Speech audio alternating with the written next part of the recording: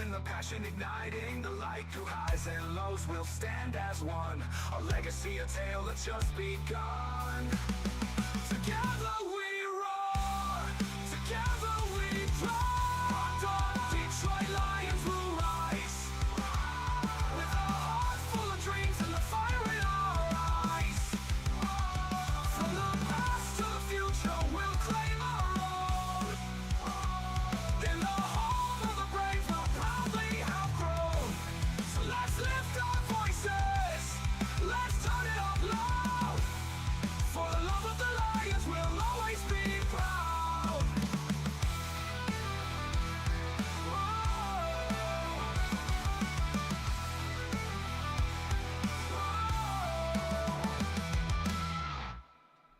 Welcome back to Rock Down Detroit Lions Rise and Grind Morning Show. It is New Year's Eve, so happy New Year's Eve to everybody out there.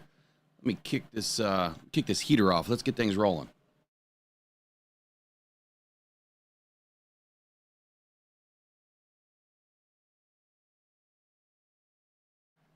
All right, so I'll apologize for the noise here for the next 90 seconds or so. So anyway, good morning. It is Victory Tuesday. What a great night it was last night to watch these Lions really pull it together. And I have to say, in fitting fashion, man, Dan Campbell warned us he was not going to rest anybody. He was bringing everything to this game. And this second half was exactly what we needed to see. To be honest, I think the blueprint has been laid to a certain degree what these Lions are going to have to do for the rest of the season. This defense is decimated. It clearly showed up last night that they couldn't get rolling early. And this team is predicated now on the turnover battle. They're going to have to win the turnover battle if they're going to want to win games here in the postseason. First, though, they have to get through the Vikings in what will be a much-needed win-only game. That is the only option for the Lions. They need to win this game on Sunday night to secure home field advantage for the start of the playoffs. Do a quick update here. What happened last night? So the Lions did end up roaring past the 49ers. It was a high-scoring affair. It was kind of a shootout that we expected. The Lions continued, obviously, their dominant ways this season by putting up 40 points on the 49ers last night. A victory that, like Dan Campbell said, it took a bad taste out of their mouth. Now, this game really showcased both offensive firepower and critical defensive stops when needed. It's kind of been the Lions' MO all season. They haven't had a whole lot of interceptions or turnovers over the last couple of weeks. Kirby Joseph has been absent from his typical interceptions that he was, it seemed like every game that he was getting them. Brian Branch hasn't really shown up. Carlton Davis obviously is injured. Nobody else in the defensive backfield, defensive secondary is really coming up with critical turnovers other than Kirby at this point. It's good to see Ifeatu Melifonwu back on the field. We know how important he has been in seasons past with getting interceptions at the right time. So Lions secured their franchise record, 14th win of the season. Jared Goff does Jared Goff things, orchestrating what is probably the most potent offense in the NFL.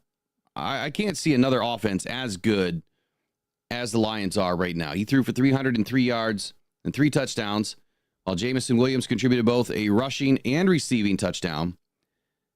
But it was that defense. It was that defense that led up a lot of points early to the 49ers. But it did prove later on in the game to be just as equally vital to this game's win.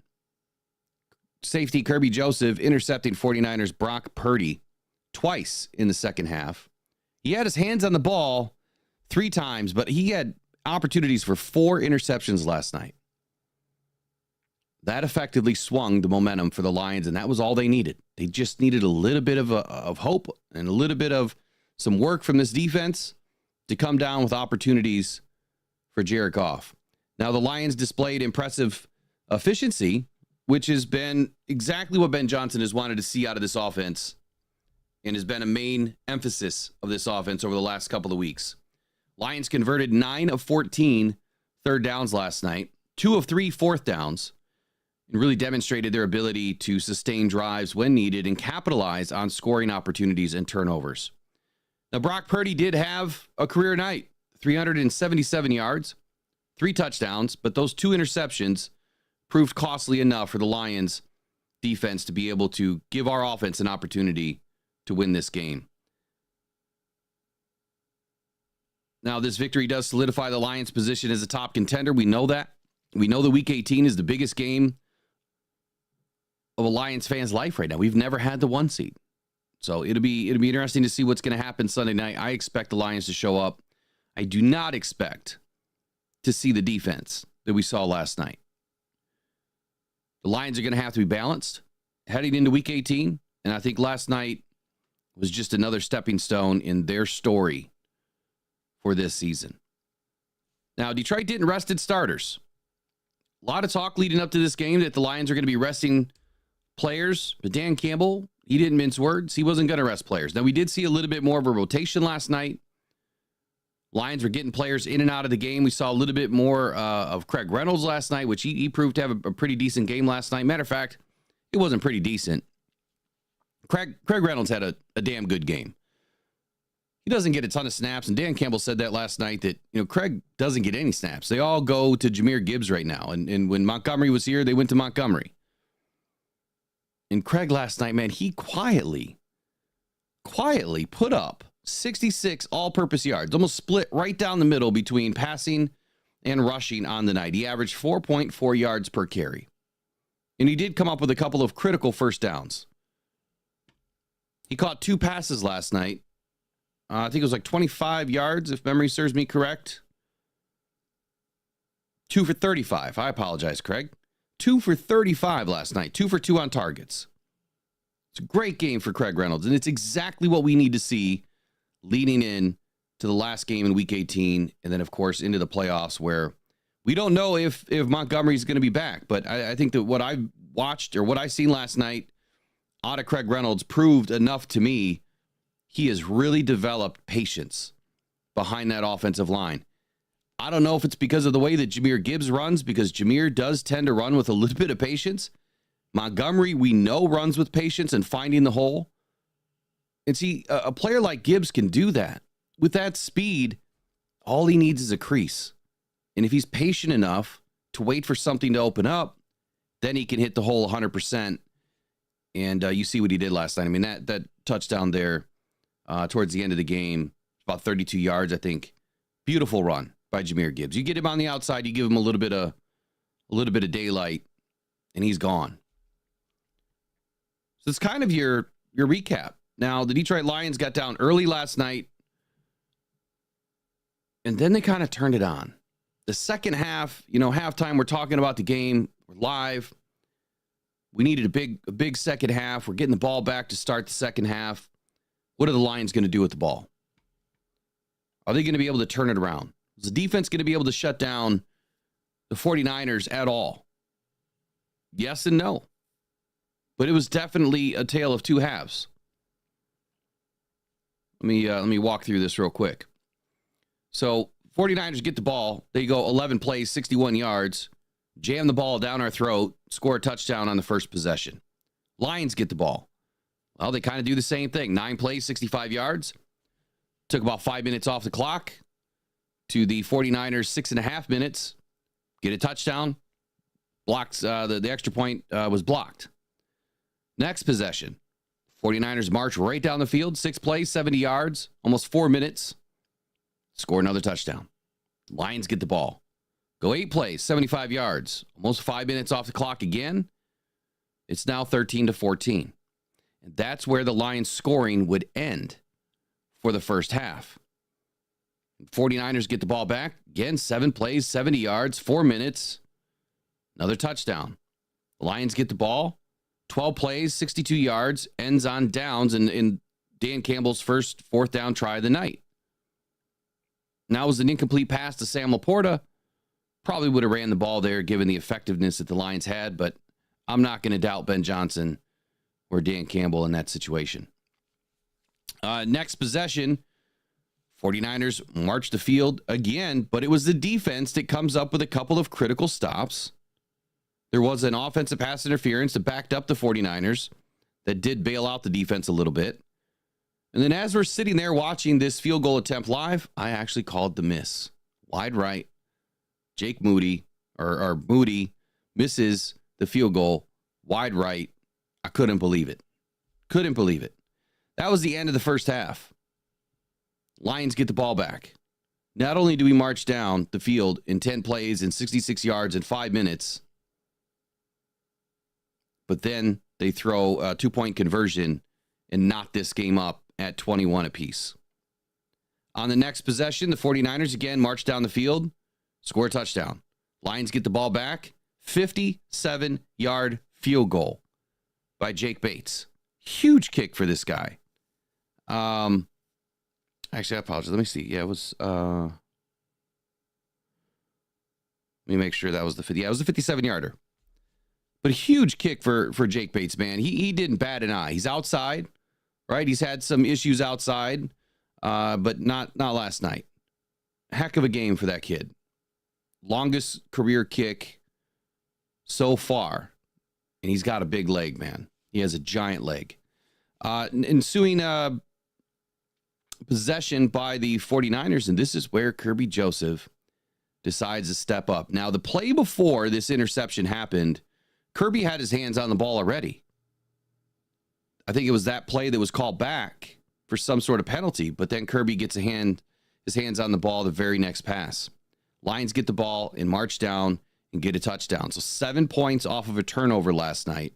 Aaron Glenn's defense coming up big when there's a big opportunity in front of them. Next possession for the 49ers, another missed field goal. And again, we're watching it live. I said it was going to be a miss to the left. 2 for 2. Moody misses on my calls. I might have to continue that for the rest of the season. Next possession for the Lions. Again, march down the field, but they get hung up. Jake Bates bails them out with another field goal. And then the next possession for the 49ers. And it's another interception for Kirby Joseph. That was such a beautiful setup by that defense. You could see how both outside corners, on the left, it would be the left corner. I don't even know who was on that side. It was probably Amik. But they baited Persall so that when he broke his crosser, Kirby Joseph jumped that route. Beautiful setup. I've seen him do it a few times this year. That's how Kirby, he loves to play, man. He loves to wait. He loves to wait and hide and jump up like a cobra, man, and just snatch that ball out of the sky. So Lions get the ball back and again score a touchdown off 2 interceptions. Back-to-back interceptions, 2 touchdowns scored. 7-play drive, 62 yards. So the Lions capitalize on 14 points off of turnovers, and that's exactly what turned this game around. The defense stepping up big when they needed to. The very next possession, the 49ers, of course, go back, score another touchdown. But that would end the game. The Lions would get the ball back, 2 plays, and end the game. Not one punt. Not one punt the entire game. Not one. This was going to be a high-scoring affair. This was going to be a shootout. This was going to be a defense that was going to get tested. But I know what a lot of you are saying. Man, this is an offensive line that was decimated. How could our defense not get any pressure? Or how could they not get to Brock Purdy? They got to him a couple of times. Matter of fact, when I looked at the pressure, they had decent pressure last night. When you look at what happened this week with all the other teams, the Lions were actually ranked as the 12th best team defensively with pressure on the week. According to NFL Pro, they had 13 pressures. They pressured Brock Purdy 29.5% of his dropbacks and allowed a time to throw of 2.87 seconds. I'm sorry. That's the Lions. Hold on.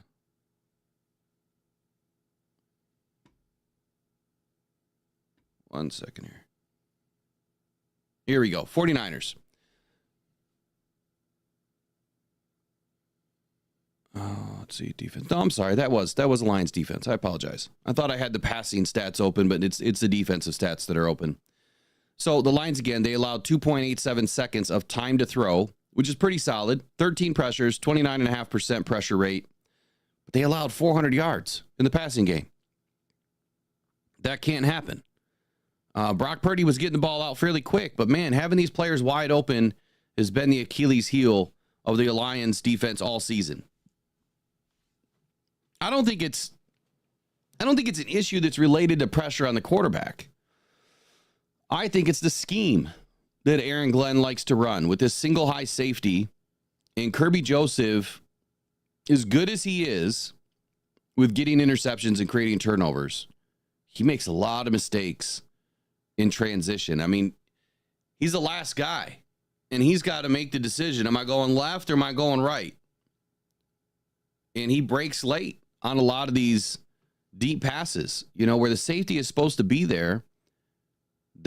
For whatever reason, the Lions decided to roll with this scheme last night where they were gonna allow Meek Robertson and Terrion Arnold to just be one-on-one all night. They did not shade either of them, which I expected. And when they went to a too high safety look, things got better. Why it took so long to get there, I don't know. But Kirby's interceptions usually come from a single high safety look. But in a too high safety shell, more of a zone look, the Lions were playing better last night.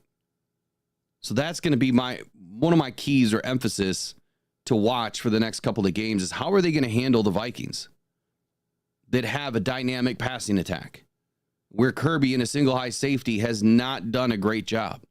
I apologize, Kirby. You just haven't. From what my eyes tell me. Now, we'd have to go back and watch every single snap, but we don't have Carlton Davis right now. With Carlton Davis in the game, I think that you could run a little bit more single high safety. These guys are in a man style of defense. But last night, clearly needed to be in more of a zone scheme to keep the pressure on the wide receivers. All right, let's see what the chat's saying.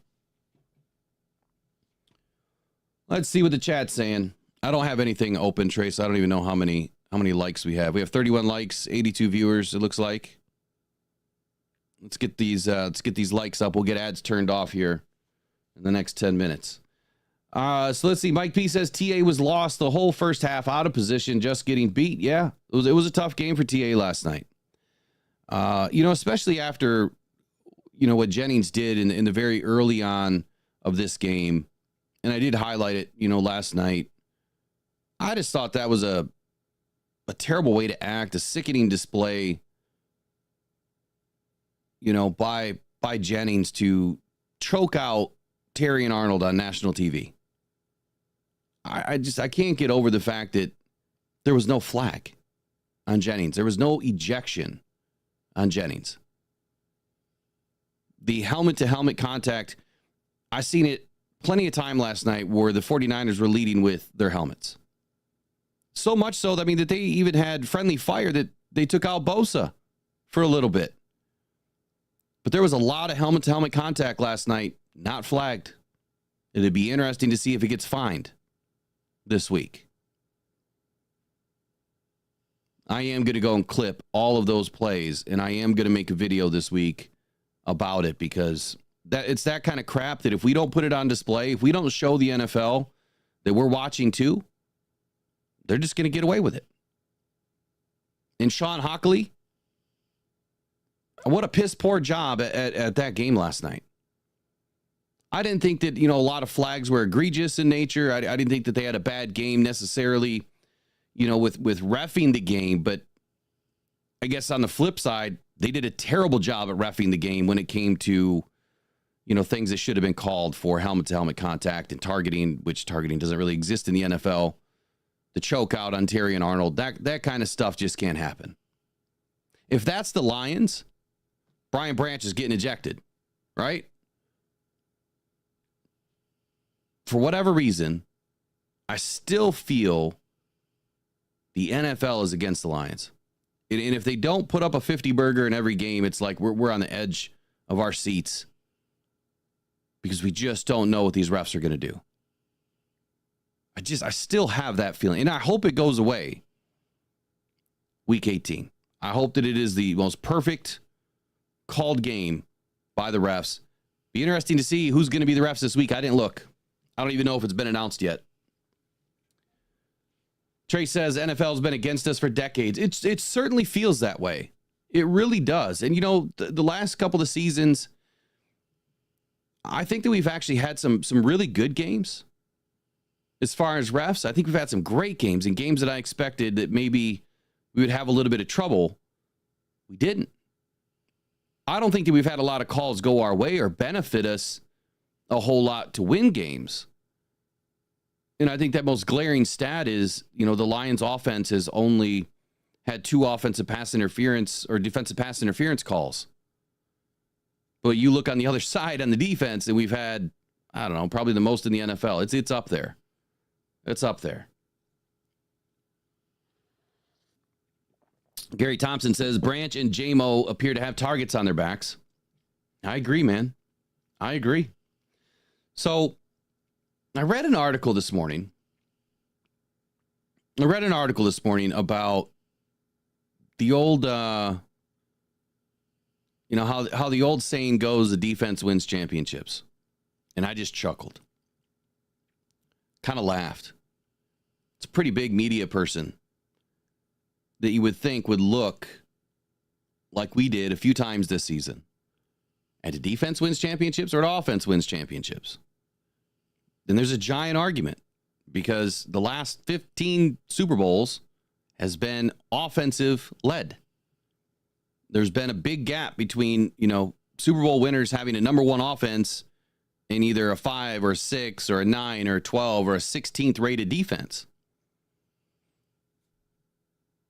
Offense wins championships. That's why I'm not concerned. I'm not concerned right now, with our defense because last night, if the defense doesn't get those interceptions, we probably lose that game. Those 2 stops, clearly helped us big time. Big time.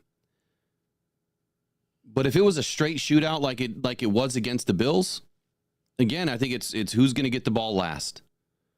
I do not want to have to deal with those games in the playoffs. I mean, it could be that we have at least one of those games. It could be this weekend against the Vikings.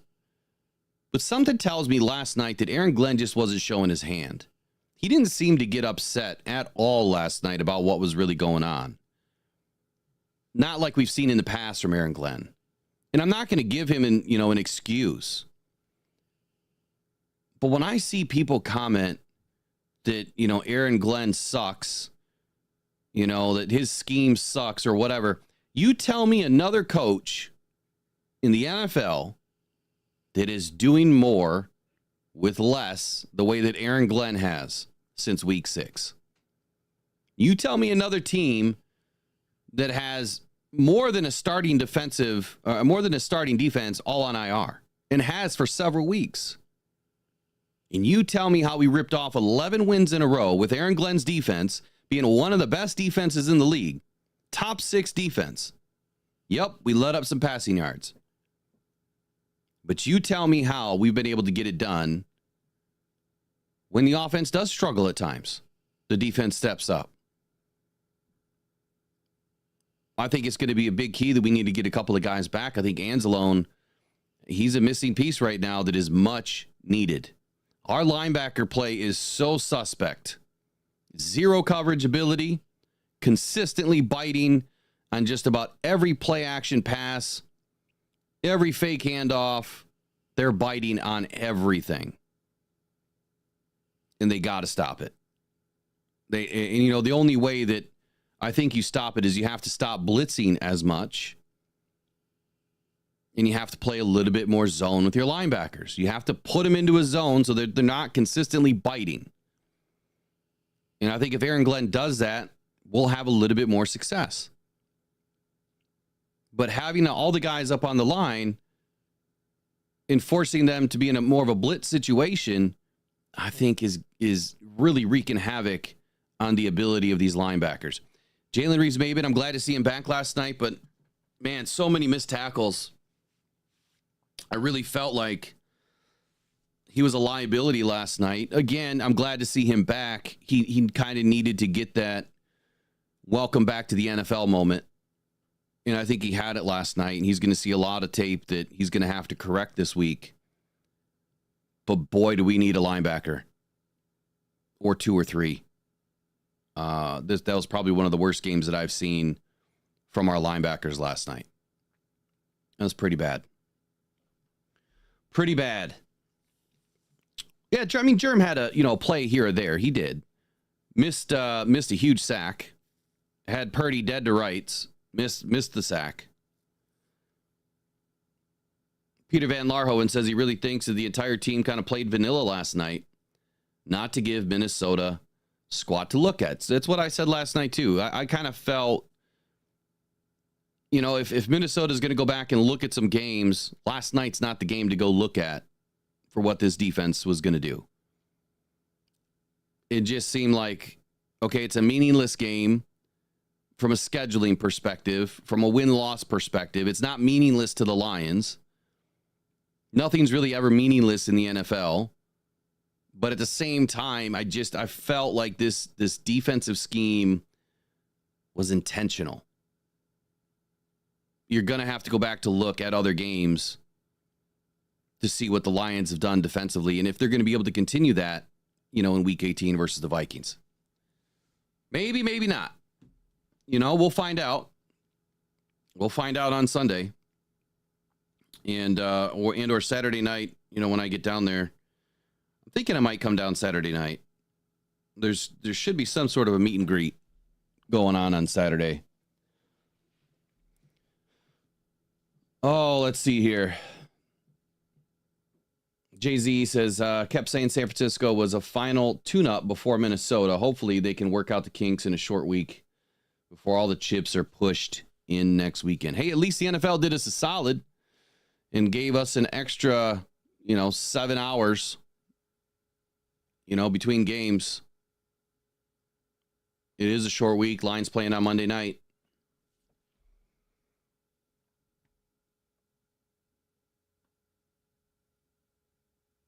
Let's see, Motown Mitch. Boy, do we need a D coordinator smart enough to come out of 43 or 4-3 when they are spreading us out like that. Sick of seeing the linebackers being burned. Yeah, I mean, I don't think it's a D coordinator. Again, I would put Aaron Glenn up with one of the best defensive coordinators in the league right now. I get it. Like, we live in a society now where it's immediate gratification, right? You look at what's happening right now, today, and you're making a judgment call. But I think you need to go back and look at the last 16 games or 15 games prior to last night and look at where this defense started.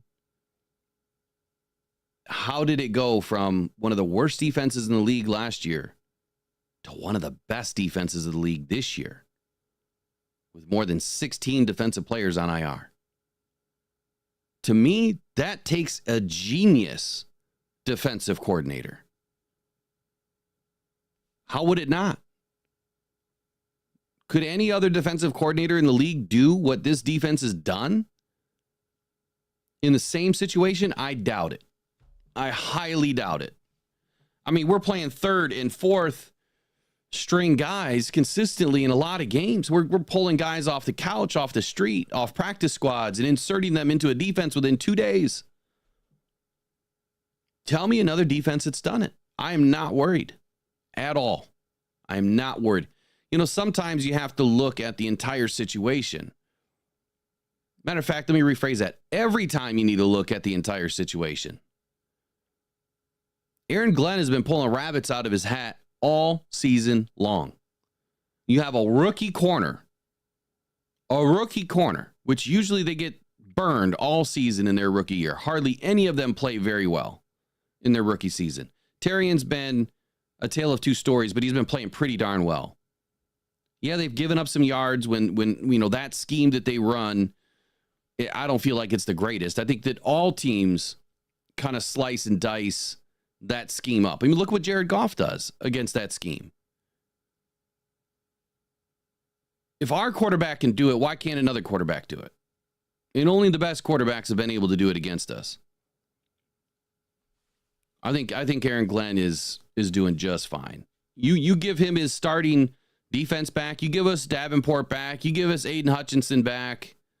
You give us Aleem McNeil back. You give us Carlton Davis back. You give us Alex Anzalone back. I mean, those are the top defensive players we had on this defense. You give us those guys back, this defense is probably the number one defense in the league. Hands down.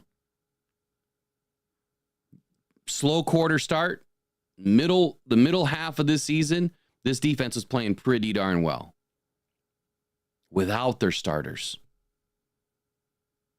We've had games where we're missing Josh Paschal. We've had games where, we're down to just a handful of original starters.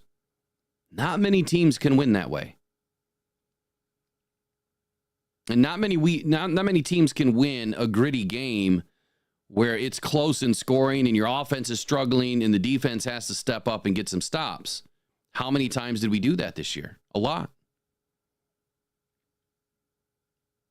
I think when you go back and rewatch the season at some point, you'll probably say, man, wish we had Aaron Glenn back next year. Hopefully we don't say that. Hopefully we have the right D coordinator that's going to get inserted. But I'm telling you right now, Aaron Glenn's gone. He's gone. He's put enough tape out there this season. No one's going to care about one or two games. They're going to look at the totality of the season and say, how on earth did you do that?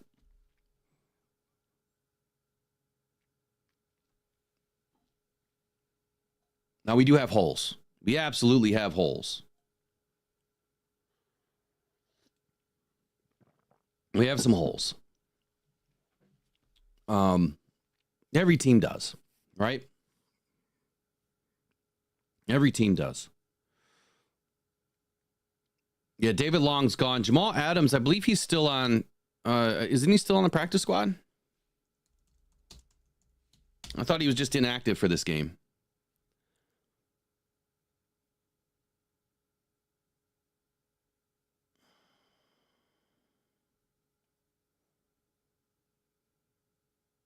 Interesting storyline on Jamal Adams, saying they regretted asking for a trade away from the Jets.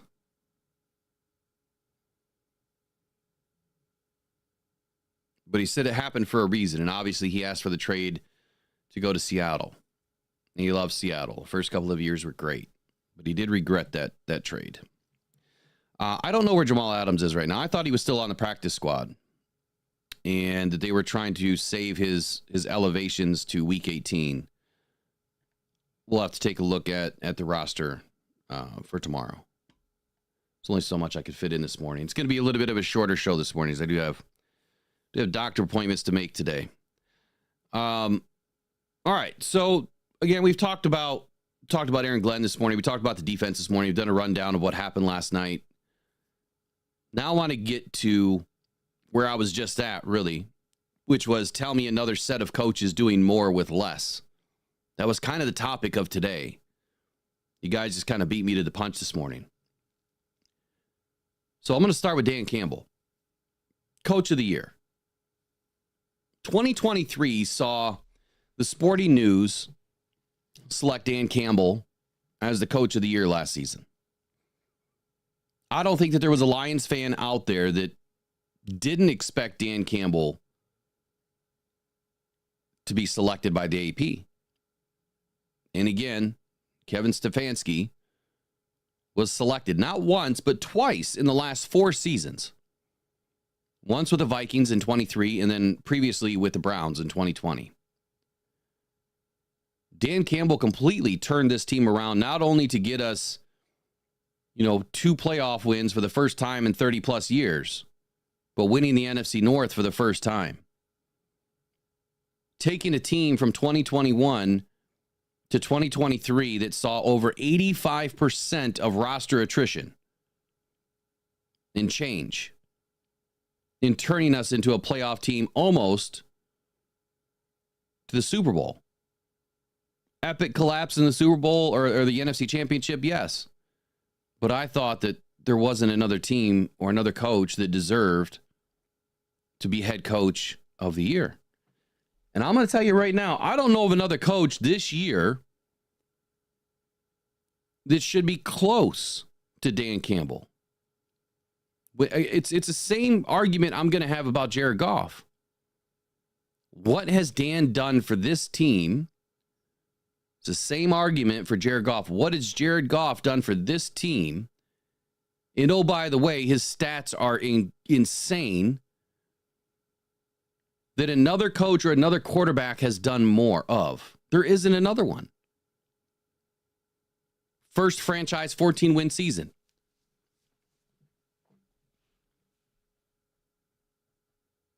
Number 1 offense in the league. Top 6 defense in the league. Huge turnaround from last year. And have the potential to take the 1 seed in the NFC North crown for the second season in a row in Week 18. Dan Campbell is so deserving of this award. And I have a feeling Kevin Stefanski is somehow going to be named as a top competitor in this race. Again, I don't know of another coach other than, well, I guess, Dan Quinn. I mean, he's had a pretty decent season with the Commanders, but I don't think it's deserved of head coach of the year. I don't see another coach. And then it's assistant coach. Now, in 2023, the AP selected Jim Schwartz as he was the defensive coordinator of the Browns, and he was named the assistant coach of the year. Again, Ben Johnson. Tell me another assistant coach or another defensive coordinator that is having a better season than Ben Johnson. I mean, we can go back and look at some of the records that this team has broken just even last night. Here, let's run through some of these. The Lions have scored 20-plus points in 14 straight games.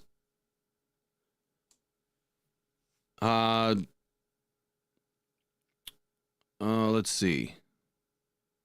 Jared Goff, 75% completion percentage. Yeah, let me read it. I can't even read it.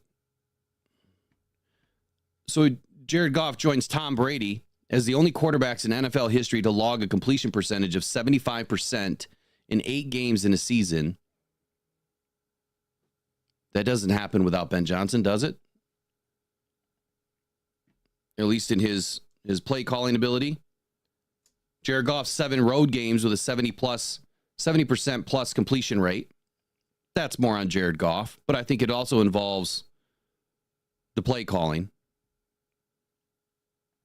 The Lions have, for the first time in NFL history, 2 running backs and 2 wide receivers to produce 1,000 scrimmage yards in a single season. And last year we had 4 players that had 1,000 yards each. There is so much that Ben Johnson has done. Now, at times, yeah, we or at least me, I get on Ben for being a little too cute. Did not expect a bunch of trick plays last night, but they had to pull one out because they needed something. And that little hook and ladder that they did, again, I think the last time was against the Cardinals, worked to perfection. Perfect play call at the right time. I just hope that the Lions don't get snubbed for the second season in a row in these awards, because they definitely both deserve it. Let's take a minute and listen to Jared Goff. We didn't listen to Jared Goff last night in the post game. I was live for about 9 hours last night. I was absolutely toasted. So let's listen to Jared Goff for a minute. I want to hear what he has to say about last night's game.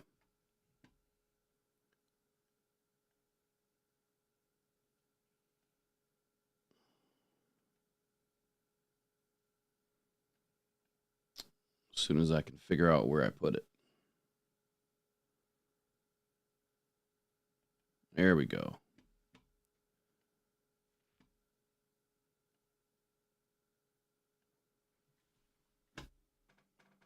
Dan, you've had plenty of stretches in your career where you played great ball. Dan said this is maybe the best that he's seen you play. Do you feel like you're playing at an elevated level? Yeah, I feel good. I feel like we're all playing at an elevated level right now on offense. So I think the last handful of weeks, even the Buffalo game we lost, we were scoring a ton of points, and we've been playing well on offense for quite some time, and I feel like I'm just part of that. You guys are 8-0 on the road this season. I know a lot of times when asked about these achievements, you say you'll look back on them one day, but now that the regular season road schedule is done, I guess how much pride do you take in being able to achieve that? Yeah, a ton. I answered this on the field earlier, but the us against everybody mentality, how tight this group is, how close we are, that comes out in full force on the road, and our culture, how prideful we are and what we want to do, and then also, our fans have shown up to road games and have made a difference, made it feel like semi home games, and that's important. Jared, there was a lot of questions entering the game. Would Dan play the starters? Would he rest them? Just speaking of the mentality of, no, I'm playing. We're going to try to get this. Yeah. Just that mentality. Yeah, he put that to bed pretty early on in the week, no matter what was going to happen, that we were going to go. And I'm sure that's tough for him, but I think that's the only way we know. It is just go and find a way to win. And the team we were playing, in San Francisco, like this is what ended our season last year. And there was a lot of guys on this team that were there last year that, wanted to get one back on them, even though, in a lot of ways it was meaningless for them and meaningless for us. But they were prideful out there too. They were trying to, beat us as well. And it was a fun game. Jared, how many friends and family did you have here today? A lot. I have no idea how many, but a lot. What was it like to have that kind of performance? I mean, the fans are chanting your name against a team you grew up rooting for. Yeah, pretty surreal. Again, our fans have been unbelievable all year on road games. It's truly remarkable what they've done. And it's loud on third down sometimes for the offense, and it's pretty cool. But yeah, it's very cool for me being home in front of my family and friends, and having an experience like that. It's cool. JMO got to 1,000 scrimmage yards. That means you have 4 players with 1,000 scrimmage yards on the season. Nice. You're the first team to ever do that in NFL right? history. Oh, cool. How fun is it to play quarterback when you've got that many guys that can make plays for you? Great example was tonight.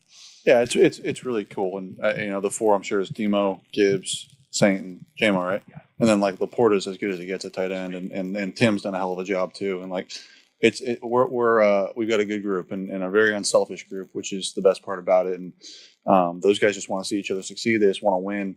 But yeah, to do something like that's very cool, and we're proud of that. Dan, we asked him about, the whole thing of playing starters, not playing starters. Now you got a short week. You got the Vikings, and he called it fairy tale stuff. He says you guys like it hard. What does a game like this do as far as setting you up for that big showdown against the Vikings? Game like today? Yeah.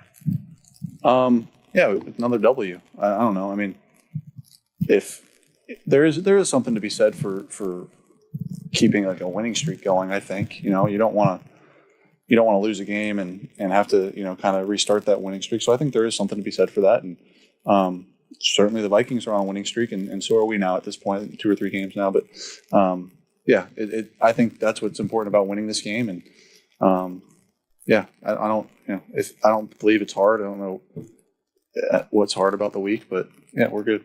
Could it have been harder to restart if you had rested, to take basically 2 weeks off and be full force, rest or whatever? 2 weeks off? Yeah, basically not play for a week. Oh, I hear you. Yeah, I guess so. I mean, I don't know if we're able to get the bye week, we'd be pretty happy about that. So I don't know. There's give and take to it. Yeah, but there's some validity to having some time off can be bad for teams. I don't believe it'd be bad for us, but yeah, I don't know. It's pretty, there's pros and cons. Best way to answer it. I'm sorry, I don't have a better answer. You guys had 11 conversions on 3rd or 4th down. Nice. What do you attribute that success to? Detail and pass protection and our guys getting open and making plays. Yeah, I know we had a couple, 1 or 2 4th down touchdowns in the red zone and failed on one of them, but yeah, we made some plays all night. We guys got open. It was fun. Okay, first thing I want to touch on is he was talking about. Oh, sorry about that. He was talking about having the bye week and the pros and cons. Now we've heard about this in the past, right? Where teams, they get that time off, or they rest players in week 18 or whatever the case may be after they've clinched and they can't do any better. And then they come and fall flat on their face in their first opportunity in the playoffs. We've seen it. It's happened. I couldn't tell you a team right now, but I know it's happened. And I'm glad that he said he would not expect that from this team. Anytime the Lions have come out of a bye, I think that we've played pretty well. And right now, with the way that this team has been playing all season, it's been all go all the time. I think that a bye would absolutely benefit this team more so than any other cons that you can think of. We'll get extra guys back. Guys will be healthy for the first round of playoffs. It'll give us our best opportunity. I don't think the Lions are going to fall flat. If anything, I think it gives them a lot more time to develop their scheme. Hopefully, what doesn't happen is that they try to install too much because of the extra time. I think that is a very fine line that you have to walk, where you're not installing enough, you get beat. You're installing too much, you're making things too difficult, you get beat. You've got to be dead nuts in the middle with it. You've got to install the right scheme and make sure that you're not overloading these guys with too much information. All balls, no D. Welcome to the Lions faithful, man. He just joined the membership. Appreciate you joining and being part of the Rock Down Detroit Lions and the Rise and Grind Morning Show crew, man. Thank you.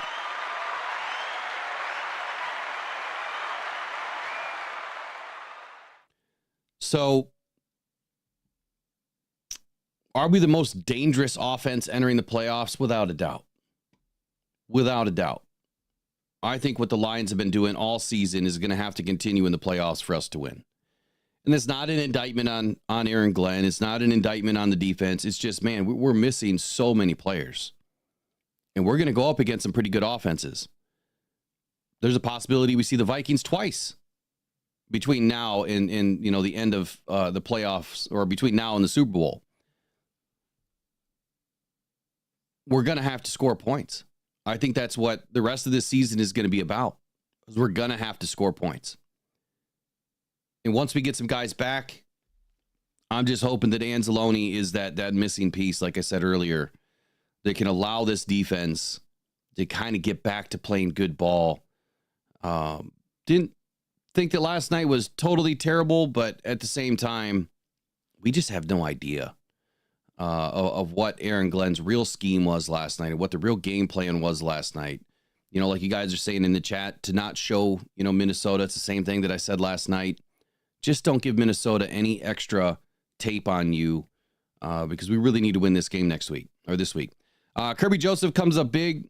First interception led to a touchdown. Like I said, St. Brown scored on that fourth down to give the Lions a 31-28 lead. And then in the fourth quarter, with the 49ers driving and trailing 34-28, Joseph picked off Purdy again on a pass over the middle, and then Gibbs scored on that 30-yard touchdown run, really to put the game away. It was pretty much over at that point. The Lions offense is so good that as long as we can win this turnover battle defensively, and we can keep the ball offensively, not give it away, it's going to be enough to win. I really believe that. I don't think that there's any team in the playoffs right now that I'm really afraid of. We've seen the best this season, and we've played the best with less this season and still won. The Buffalo Bills game, I think that we would love to have back, right? Just one extra stop in that game. We would love to have that game back. And I think if we get a shot to see Buffalo in a Super Bowl, we don't lose. That was a hell of a game. Amon-Ra St. Brown. So last night, or by the way, after the game, when Jameson Williams and Amon-Ra St. Brown were sitting with Van Pelt, I thought that J-Mo was probably the most clearly well-spoken I have heard him in a long time. Like, he was on fire last night. He was on point last night. Really loved what J-Mo had to say. And then he was asked about Amon-Ra. 0 drops. 135 targets this season. 0 drops. Amon-Ra St. Brown has the best hands in football right now. And I think the only guy that's even close is if Tim Patrick actually got the same amount of reps. Tim Patrick doesn't drop balls either. But what an incredible stat. 135. Let me get these ads turned off. I keep forgetting. 135 targets. 0 drops. Craig Reynolds, like I said earlier, big way for him to step up last night, gaining a couple critical first downs, 66 all-purpose yards, 4.4 yards a carry. I mean, he did exactly what the Lions needed. Can't wait to see him do more. Kirby Joseph, Defensive Player of the Year. So that's one that I forgot to talk about. Talking about Coaches of the Year. Is Kirby going to be mentioned? Should he be mentioned? I think the answer is yes. He deserves a shot. He's had such an incredible season, but again, I just feel like the Lions get snubbed so often. What are the Defensive Players of the Year candidates right now?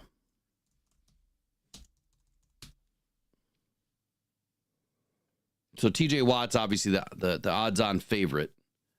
You have Pat Surtain, Myles Garrett, Will Anderson, Daniil Hunter, and then you have Xavier McKinney. And it just blew me away that Kirby's not mentioned. Yet he was having as good, if not a better season than Xavier McKinney. And now he does have a better season than Xavier McKinney. Kirby has the most interceptions in the league by 2. A stat that I don't think that he's going to relinquish for the rest of the season. Now, one more week. Kirby should definitely be mentioned in this short list. And the last guy is Chris Jones from the Chiefs. Now, Watt did remain atop the board after week 14, and his odds have remained the same at minus 220. He did have 3 tackles, 2 sacks, and a forced fumble in a win over Cincinnati in week 13 that kind of propelled him to the top of the list. Now, right after that is Surtain. So he went from a plus 1,700 bet to a plus 900 bet. The Broncos obviously have won 3 straight games, and Surtain has become arguably the league's premier shutdown corner. There was a lot of conversation in the offseason that Surtain was coming to Detroit. The Lions were trading for Surtain, and obviously none of that came to fruition. I think Terrion Arnold's going to be just fine, but next season the Lions are going to have to find another shutdown corner if Carlton Davis doesn't come back. Carlton Davis is a big reason why this defense was doing so well. The way that the interior defense works with the secondary, I mean, it's a marriage, between those guys that it works well. People call it coverage sacks or whatever, coverage pressure, but that's how the NFL's played. And you'd rather have 4 or 5 guys, working together than just, 1 or 2 as far as edge rushers. So I'm really hoping that we're able to find another shutdown corner next season. If it's not through the draft, more than likely it's not. It'll probably be another free agent. Hopefully Carlton Davis wants to come back. Hopefully. Big shout out to all of last night's winners. So if you guys were not in the live stream last night, we gave away 5 autographed mini helmets last night. This is the only channel, the only Lions channel that does stuff like this. Everything that comes in to this channel goes back out to the fans. So whether you're donating to Rock Down Cancer Foundation, which we have a lot of different raffles on buymeacoffee.com/rockdown. You can find the raffles. We've got jersey raffles, helmet raffles, just about every week this season. And we've got mini helmets that we give away every 500 subscribers. So if you haven't subscribed, please do that now. That's the only way that you're going to get an opportunity. So last night we had Michael Garrity, Jack Rumsey, Nick P, King SJ, and Ornery U of M. They all won last night by answering trivia questions. And all of their helmets will be getting shipped out, hopefully this afternoon when I get back from my appointment. So congratulations again to all of you guys. Brandy, if you want an opportunity to win an autographed helmet, just visit buymeacoffee.com/rockdown. And there's a Panay Sewell raffle going on. I think tickets are only $3 right now. You can buy as many tickets as you want.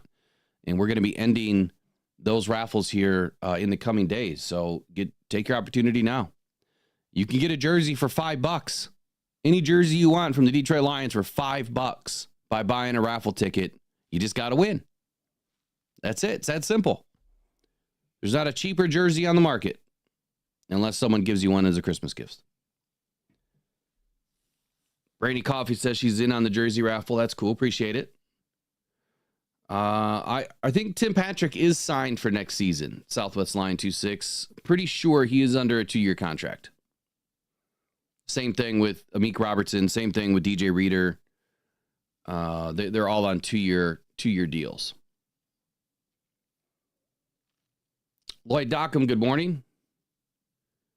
Ken Ross, San Francisco was headhunting, especially early on in the game. I saw that too. I was quite pissed about it last night.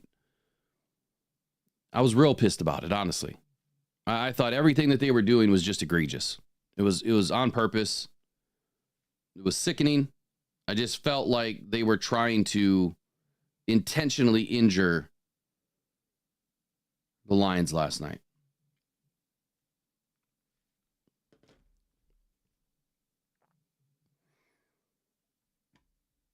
Okay.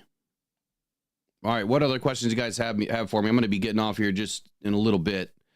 If we talk about grades last night for the players, for the Detroit Lions, you got to give Jared Goff an A+, right? You have to. Jahmyr Gibbs, Craig Reynolds, you have to give them an A+. Wide receivers, you're going to have to give them an A+. All three of those positions really stood out last night. Even the tight ends blocking downfield. Sam Laporta was a big part of the offense last night. He had 6 catches, 64 yards, and a touchdown.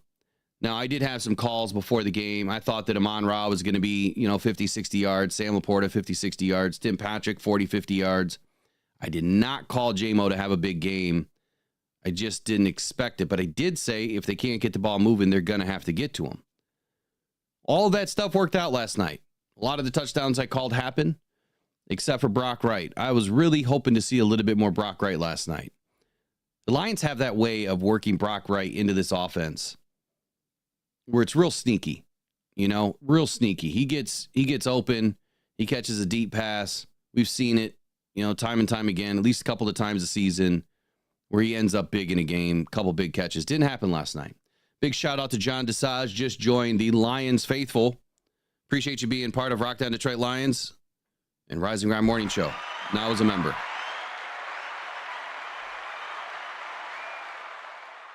That is over 300 memberships that we have now on the channel. 300 memberships. Absolutely incredible. Appreciate you guys. Offensive line, did they deserve an A last night? What I saw to Taylor Decker is a little bit concerning. Now, Penei Sewell did leave the game briefly in the first half, I believe it was, with a thumb injury. So he should be fine, for the rest of the season. Dan Campbell said he didn't expect anything to be long-term, obviously. Penei Sewell did get a holding call. Otherwise, the group was really clean on penalties, which, they've been pretty clean all season. I think there's some ticky-tacky, penalties that the Lions offensive line has been blessed with this season with, the way that the refs decide to treat us. But aside from that, they gave up 2 sacks. You could say that Goff was responsible for holding onto the ball, but honestly, Taylor Decker he tripped over, I think it was Skipper. Might have been Skipper or might have been, no, it was Glasgow. Taylor Decker tripped over Glasgow when Bosa, he went wide and then he went in and Taylor Decker followed him in. Poor hand placement, poor body posture, trips over Glasgow. Bosa gets to Jared Goff. So you can't blame Jared Goff for that. Especially when your left tackle is on his ass. You can't blame Jared Goff. You could have said that, yeah, with all the wide open space to the right, like I did last night, Jared Goff could have, started rolling out a little bit, extending the play, but there really wasn't a need. He wasn't getting any pressure until Taylor Decker fell. Taylor Decker's had some weird plays this year. Whether it's been holding or getting beat just badly by pass rushers, it's just not been the same Taylor Decker, but I got to be honest, there's not another left tackle that I would have right now other than Penei Sewell, if Penei were to work the left. Christian Mahogany came up big last night again. Lions are utilizing Dan Skipper and Christian Mahogany as extra linemen in a lot of different packages last night, and I got to tell you, I'm really, really, really impressed with Christian Mahogany. Last night, he just drilled this dude on a block. He is so vicious with his hands, which is exactly what you want to see from an offensive lineman. I think the sky's, the limit for this guy. I can't wait to see how he's inserted into this offensive line next season. And I'm glad that they're utilizing him in some of these bigger packages, some of the jumbo type packages. It's fun to watch, man, especially for a guy that probably slid 3 rounds in the draft, all because someone said that his leg was a little bit longer than, the other. One leg was longer than the other. I don't know if that's really going to, hinder this guy's ability to play the game. I think what some people are worried about is it might shorten your career a little bit.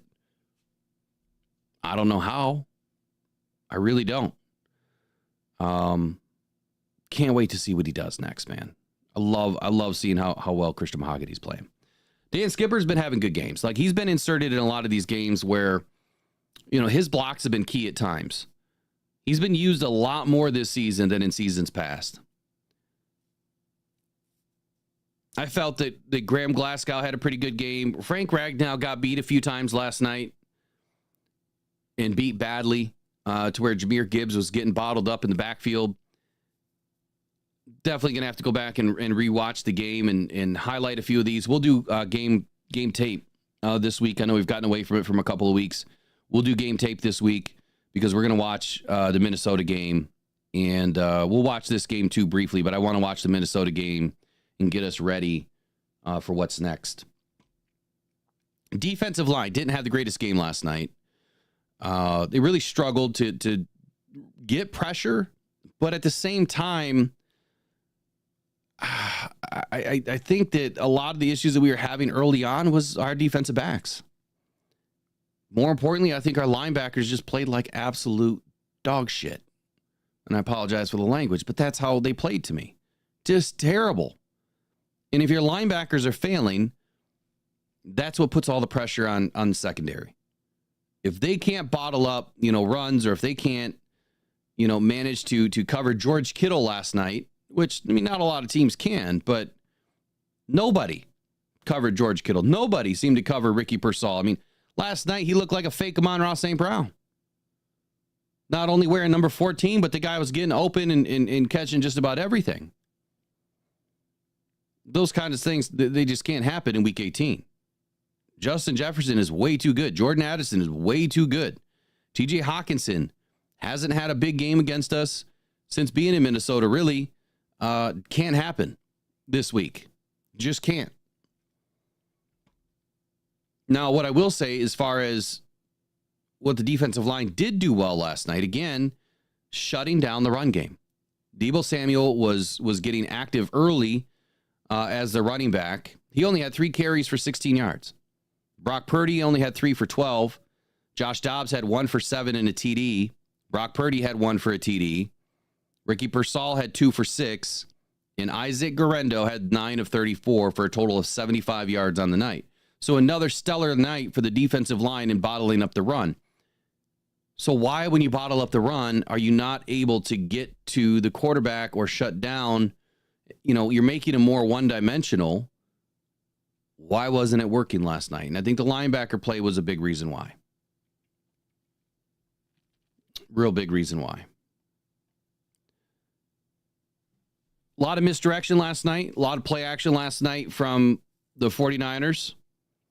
And I feel like our linebackers just got torched. Jalen Reeves-Maybin was beat multiple times, missed multiple tackles. I understand it was his first game back, but a 40-yard pass on Germ last night, that's the welcome to the NFL moment that you can't have next week. And the Lions do need to figure out how to not allow these linebackers to be isolated. Every week, the last few weeks, we have seen where running backs are hurting our defense the most in the passing game. It may not be for a ton of yards, but it's the right time that these plays are happening. It's the wrong time for us. But if you go back and look, the past couple of weeks, you'll see where running backs are having some pretty decent yards. Isaac Guerrero last night, 4 for 65. Kyle Juszczyk, 1 of 9. which led to a TD. 65 yards, that's a lot of yards for a backup of a backup. Can't happen. It just can't happen in week 18. How do you fix it? I've been calling for 6 DBs for weeks. We have some extra DBs right now. Put Iffy in, put Branch in, drop them down in the box. And you're just going to have to go to a little bit more of a zone coverage scheme, and you'll shut it down. If you don't have the linebackers, you're going to have to put in the DBs. Now, I'm not saying we need to play dime all the time, but even a 4-2-5 would probably help. Now, the secondary last night, I would probably give them, a C+, maybe at best. I'd give the linebackers a flat E. Persall did expose the secondary. Terry and Arnold got beat deep early in the game. Brian Branch was penalized twice, one for pass interference, one for unnecessary roughness. That's got to stop. This stuff after the whistle has got to stop. Both of those penalties hurt, right? We had a temporary benching of Brian Branch because of his actions, and that was the right move, right? You've got to get this guy settled down.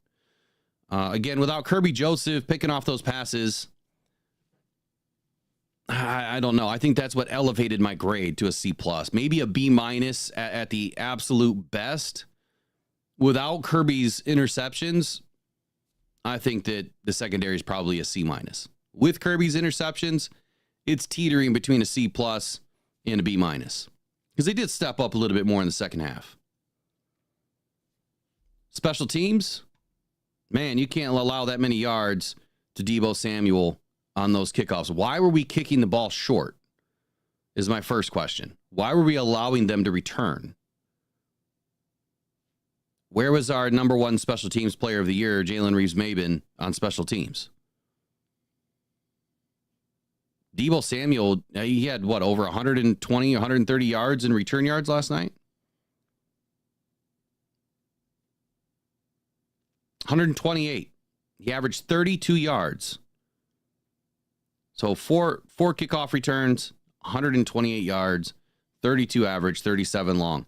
Too much. That's too much, especially for a special teams that has played pretty well. I can only imagine that Dave Phipp is pretty pissed off this morning, having to go through that tape to figure out what went down last night. Getting an extra point blocked on special teams, that kind of stuff can't happen. Protections have to be better.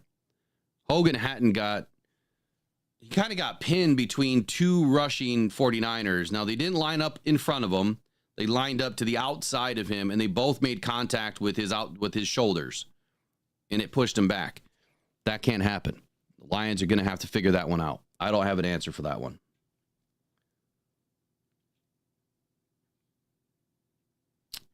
Coaching. What kind of grade do we give the coaches last night? Offense, elite as usual. Ben Johnson gets an A. Dan Campbell making the right calls. Dan Campbell gets an A. Now, on the defensive side of the football, even though Aaron Glenn probably didn't display his best game, we don't know what exactly he was trying to show. I'm gonna roll with a B- on Aaron Glenn last night. Needs to be able to move to a zone scheme, or at least a different scheme.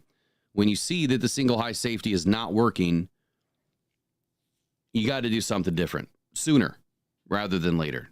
Because next week, you let Minnesota get up on us by 14 points, we may not come back. Their defense is too good, and it can be too good when they're playing with a lead. That's the difference. Teams change what they're doing once they start to get a lead. They can take more risks. When you're up by 14, you can blitz a little bit more. You can take the risks. Matter of fact, that's what we've been doing all season. When our team is up and playing with a lead, we tend to take more risks. In the second half, we tend to play more bend but don't break, and that allows a ton of yards. But you see where we would pin our ears back and get after the quarterback and apply more pressure when we're playing with a lead. Mike P, I'd say it's a little bit of both, man. It's scheme and execution. The scheme was trash last night. They got stuck into that single high safety and kept getting burned. The execution part of it, I agree on, because Kirby, I don't know what his deal is back there, but he's late on making the decision on where he needs to go. He always seems like he's 10, 15 yards away from the play, which I don't understand. I don't get it.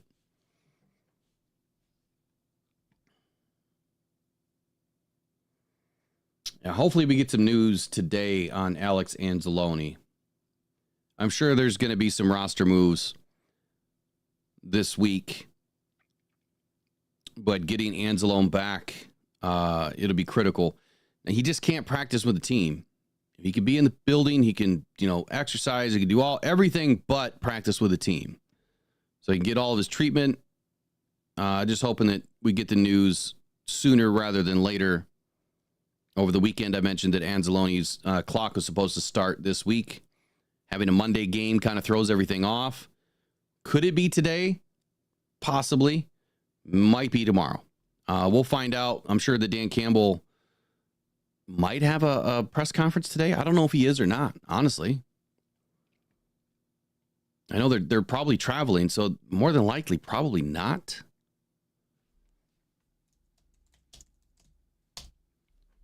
Let's see if there's even anything scheduled.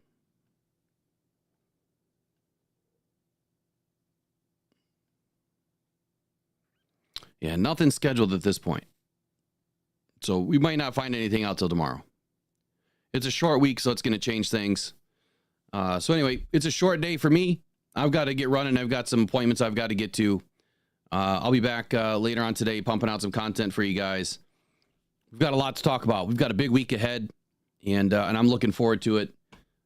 Again, if you guys won your mini helmets, make sure you emailed me. I got a few emails already. Just make sure you email me at mailbag@rockdown.com with your address so I can get things sent out. You guys have a wonderful day. Lions win on Victory Tuesday, 14-2.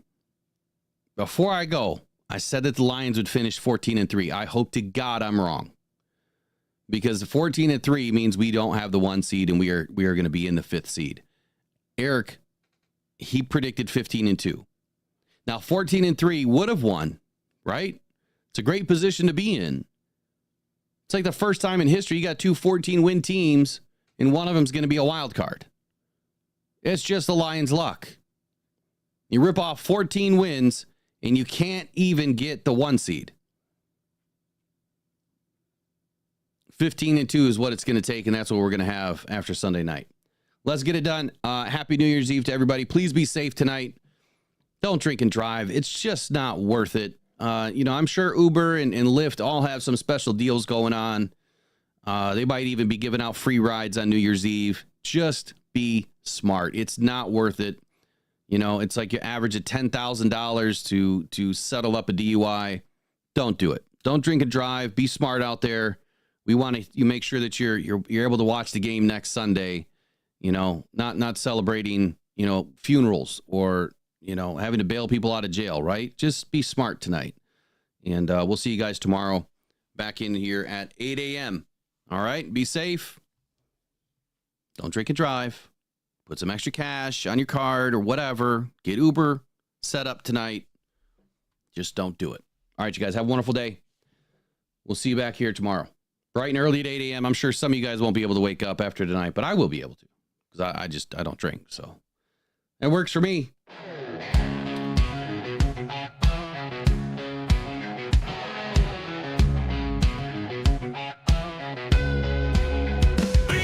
In the huddle, man, talking football, NFL, college, man, they cover it all. Feel the tension, prediction, and the call. Fantasy life and rise or fall. Talking football night and day. NFL and college, hey, hey. Bets and stats, they don't play. Fantasy champs on our way.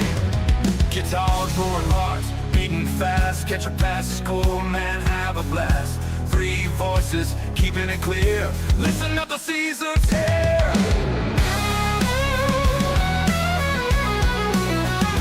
Guitars, roaring hearts, beating fast. Catch a pass, score, man, have a blast. voices keeping it clear. Listen up, the season's here. Talking football night and day.